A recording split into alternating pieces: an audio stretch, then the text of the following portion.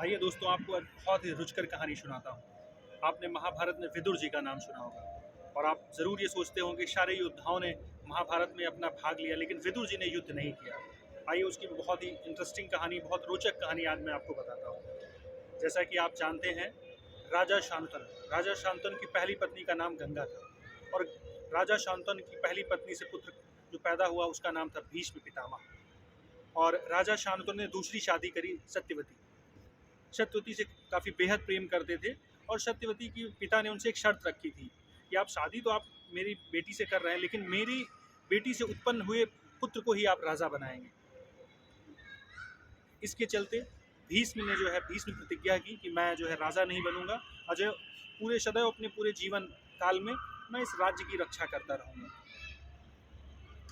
राजा शांतनु रानी सत्यवती से शादी कर लेते हैं और शादी करने के बाद उनसे 2 पुत्र पैदा होते हैं। एक का नाम होता है विचित्रवीर, दूसरे का नाम होता है चित्रांगद।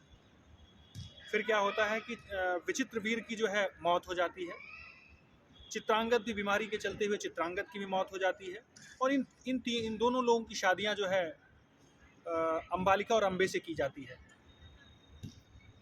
धीरे धीरे करके जो है सत्यवती सोच में पड़ जाती हैं कि अब कैसे राज्य को चलाया जाए, कैसे इस राज्य को बढ़ाया जाए। तो वो अपने महर्षि से एक उनका पुत्र पैदा हुआ था जिसका नाम था व्यास, और व्यास जी से जाके वो रिक्वेस्ट करती हैं कि हमारे राज्य को, हमारे वंश को चलाने के लिए हमें एक पुत्र की आवश्यकता है। बहुत कहने के बाद व्यास जी मान जाते हैं और उसके बाद वो आकर के कहते हैं कि हे माता, आपको जो है अंबालिका और अंबे को, दोनों लोगों को निवस्त्र होकर के 1 वर्ष बाद मेरे सामने से आकर के गुजरना है। उससे जो पुत्र पैदा होगा वो इस राज्य का जो है राज्य को आगे निर्वाहन करेगा और राज्य को आगे बढ़ाएगा। माता सत्यवती वैसे ही करती हैं और धीरे धीरे कुछ समय बीतता है और उसके बाद जब एक वेद व्यास जी आते हैं और उसके सामने से अंबालिका जी गुजरती हैं। अंबालिका जी जब गुजरती हैं तो वो सामने से गुजरने के बाद उनकी व्यास जी को जटाओं में देखती हैं और उसके देखने में काफ़ी भयानक स्वरूप था व्यास जी का उस समय। उसको देख करके वो डर जाती हैं और अपनी आंखें बंद कर लेती हैं। तो आंखें बंद कर लेती हैं, उस तत्पश्चात वो आकर के व्यास जी कहते हैं सत्यवती से, अपनी माता जी से कहते हैं कि माता, पुत्र तो बहुत बलशाली पैदा होगा, लेकिन वो आँख से अंधा होगा, क्योंकि इन्होंने मेरे सामने से गुजरते समय आंखें बंद कर ली थी।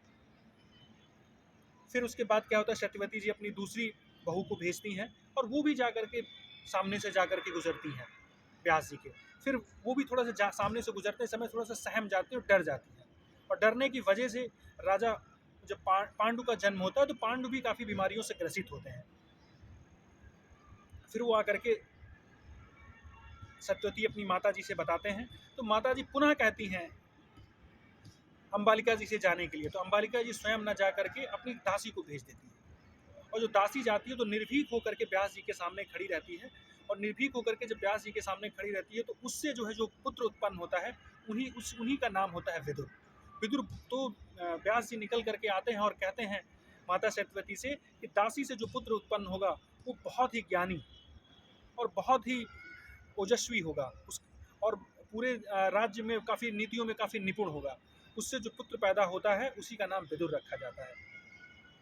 इन सब के चलते धीरे धीरे जब राजकाल बढ़ता जाता है और धीरे धीरे जब समय बीतता जाता है तो धृतराष्ट्र के पुत्र के रूप में दुर्योधन का जन्म होता है और उधर पांडु पुत्र पैदा होते हैं।